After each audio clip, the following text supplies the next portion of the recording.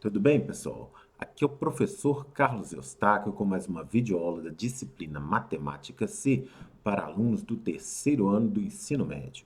Esta é a segunda videoaula sobre probabilidade.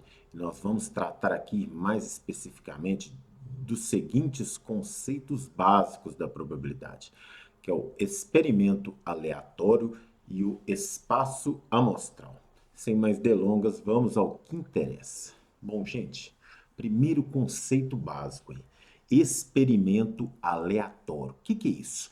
É qualquer experimento cujo resultado não se consegue prever, tá? Ou seja, não podemos afirmar com precisão o que vai ocorrer, né? Ao realizar esse experimento, uma ação, alguma coisa que a gente faz, sabe? Bom, é claro que isso tem que ser algo controlado, né? Por exemplo, nós vamos falar de alguns exemplos aí, o que seria esse controle, tá bom? E isso, gente, dentro de um conjunto de possibilidades, não é verdade? Porque esse experimento, ele tem um conjunto de possibilidades do que pode ocorrer, né? Desde que a gente determine, né, o que será observado nesse experimento, tá bom? Então vamos a alguns exemplos aí, tá? Bom, observe aí. Lançar um dado comum em uma superfície plana, é mais ou menos isso que eu estou falando de controle, tá? Não pode ser num lugar que não vai ocorrer o seguinte, ó. E observar o número da face voltada para cima após o dado ficar inerte, né? Após o dado parar. Então não pode ser num chão cheio de torrão assim, que às vezes a face não vai ficar para cima, né? Tem que ter um determinado controle, né? Joga dentro de uma lance pro alto e joga dentro de uma caixinha de papelão, né? Não pode também ser só colocar ele lá né, na superfície plana, só colocar, dar o que você quiser. Tem que ser uma coisa aleatória, né? Você não pode, vamos dizer assim, roubar, né, no experimento, tá bom? Lançar uma moeda comum em uma superfície plana e observar se deu cara ou coroa, né? Todo mundo sabe o que acontece, né? E também uma moeda não pode ser grossa demais, né, gente? Porque é quase impossível de acontecer, né? Mas ela pode cair, o que o povo fala, cair de pé, né? Se for uma coisa grossa demais, né? Então, uma moeda comum aí, mas que não seja das mais grossas, para você não correr esse risco, tá? Ei, ou é cara ou é coroa, né? Não tem cair em pé, não. Pedir para que 10 pessoas, né, escolham um número de 1 a 100 e registre a escolha para observação, né? O que pode ocorrer? A pessoa pode escolher 1, 29, 78, né? 99, 100, 1, né? Coisas aleatórias. Olha, sortear uma data de nascimento do tipo dia e mês, né? É um experimento controlado, você já sabe o que pode dar, né? Você já sabe o que pode dar. Você com certeza não vai dar dia 35 do mês 28, não é? Você sabe que isso é impossível, né? Então, é isso que tem a ver com o controle, tá bom? Por exemplo, olha, retirar uma bolinha de uma urna opaca contendo 10 bolinhas de mesmo formato e massa, mas de cores distintas duas a duas, e observar a cor dela, né? Não é verdade? Então, você sabe, você conhece as bolinhas lá, tirou, mas você não tem como prever a cor da bolinha que você retirou se a urna é opaca, né? Então é isso, experimento aleatório, né? Você não tem como prever aquilo que vai sair. Você sabe que pode sair alguma daquelas 10 cores, né? Mas você não pode afirmar com exatidão que vai sair uma determinada cor. Olha aí, exemplo clássico, né? Retirar três cartas aleatórias de um baralho comum, né? De 52 cartas, tá? Tô tirando aqui os coringas, né, do baralho e observar o valor e naipe das cartas sacadas, tá? Outro experimento aleatório aí, três cartas. Sortear seis bolas de um total de 60 bolas numeradas de 1 a 60, de 0 a 1 a 60, né? E observar os números dela. O que é isso aqui, esse experimento? É Mega Sena, né, gente? É o sorteio da Mega Sena, não é verdade? É um experimento aleatório. Apostar no par ou ímpar com um amigo. Outro experimento aleatório. Você sabe que pode dar par ou ímpar, né? Mas você não tem certeza. Ninguém vai apostar a vida no par ou ímpar, porque a gente não tem certeza. A vida é o bem mais precioso que a gente tem. Não é verdade? Então, pessoal. Esses experimentos aleatórios, por exemplo, lançar dois dados, né, e observar, por exemplo, a soma dos números das faces voltadas para cima, né?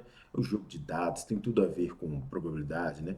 Sortearam uma bolinha de uma urna. Que cor que é essa bolinha? Dá para prever? Não sei, não sei. A gente não sabe se dá para prever, principalmente se a urna for opaca. Também as bolinhas numeradas, né? Da Mega Sena, da Loto Mania, Loto Fácil, né? Da Quina, não é verdade? Ou num jogo de cartas, né?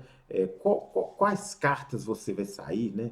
A gente sabe, por exemplo, tem o poker, tem o truco, né? Tem vários jogos de cartas, né? A probabilidade está presente nisso e muitas outras coisas, né? E esses experimentos aleatórios fazem parte do contexto aí da probabilidade clássica, probabilidade teórica. Você sabe o que pode ocorrer, mas você não sabe o que vai ocorrer, tá? Olha a diferença. O que pode ocorrer e o que vai ocorrer, não é verdade? Bom, então, a gente tem que se atentar para essas duas coisas. As possibilidades, que é o que pode ocorrer, né? E às vezes aquilo que você espera que ocorra, mas nem sempre você sabe se aquilo vai ocorrer, não é? E ó, uma coisa aí, por favor, não façam piadinha de dado aí nos comentários, né? Essa piada aí não tem graça. Piada de professor tiozão de matemática. Não faça aí nos comentários, tá bom? Vamos continuar. Tem muita coisa interessante aí que nós vamos tratar ainda nessa videoaula. Vamos lá. Então, pessoal, mais um conceito básico aí, espaço amostral. Conceito básico importantíssimo na probabilidade, tá? Também conhecido como espaço de probabilidade, um espaço amostral é o conjunto de todos os resultados possíveis, tá, gente? De um experimento aleatório. Ó, tudo aquilo que pode acontecer, né, ao realizar um experimento aleatório. Ou seja, é o conjunto universo, tá? Tem a ver com o conjunto universo. Se você não lembra o que são os conjuntos, eu posso deixar aí nos comentários um link para uma playlist de videoaulas sobre conjuntos, tá bom?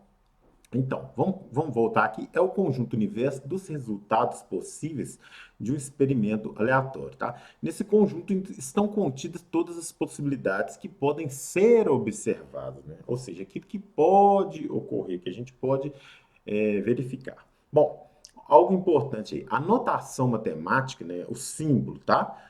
Para representar o espaço amostral, esse conjunto de todas as possibilidades, é a letra grega maiúscula ômega, é essa letrinha aqui, tá? Já vá se acostumando com ela, tá bom? Bom, o que nós vamos fazer? Vamos a alguns exemplos aí, tá? De espaços amostrais, claro que se a gente vai falar de espaço amostral, tem que ter um experimento aleatório, né, associado. Bom, então olha só, exemplo 1 de espaço amostral. Lançar dois dados comuns em uma superfície plana e observar a soma dos números das faces voltadas para cima, tá? A soma dos números, né, gente?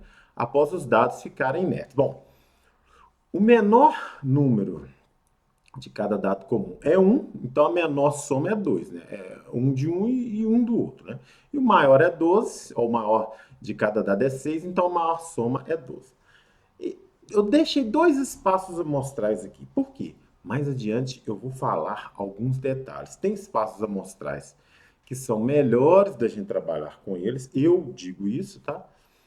E outros que não são muito bons, né? Os melhores são chamados de espaços amostrais equiprováveis, né?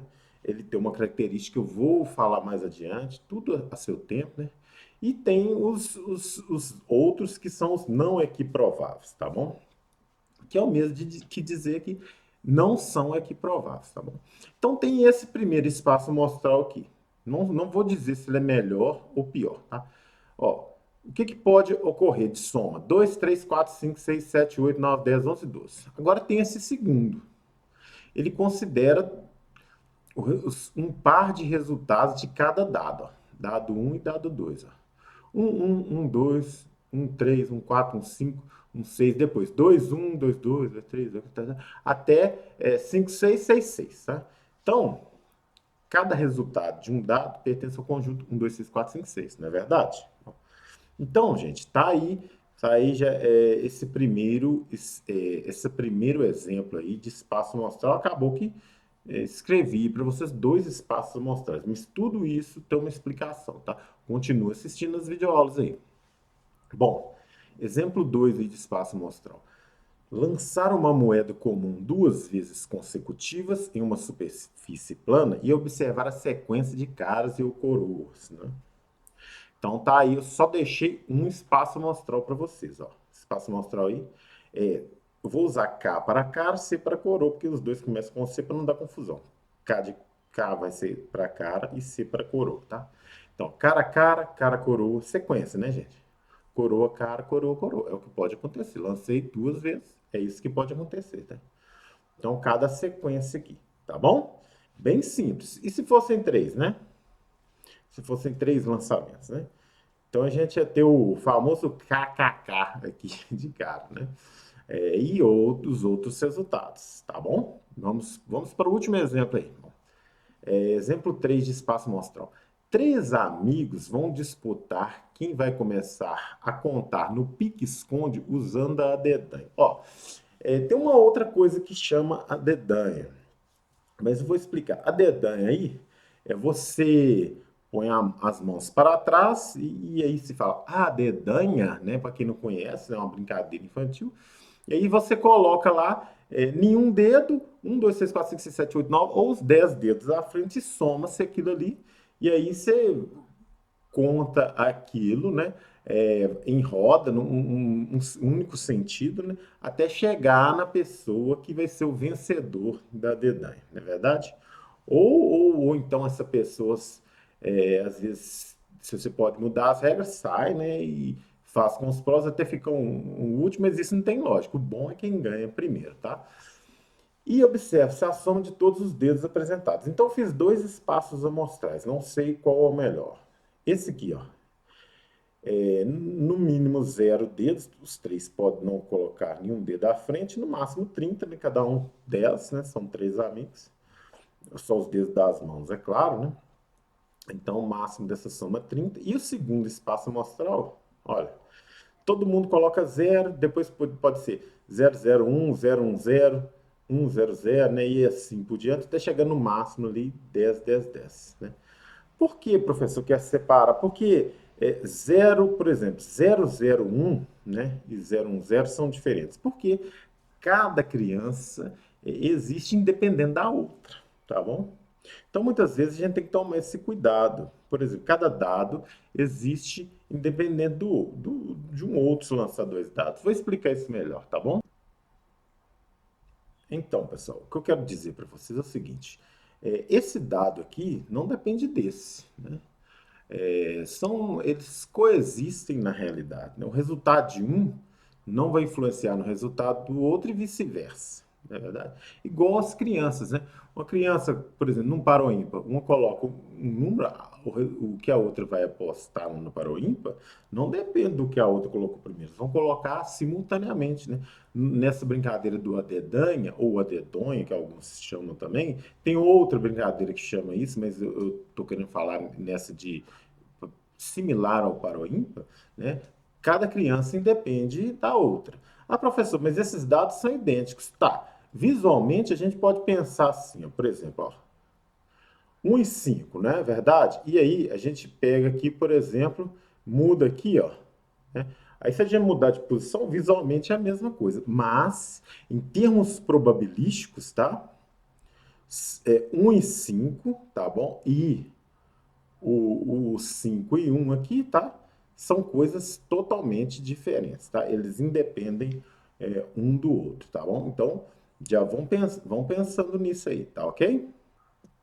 Então, pessoal, chegamos ao final de mais uma videoaula. Espero que vocês tenham aprendido esses dois conceitos básicos aí, tá?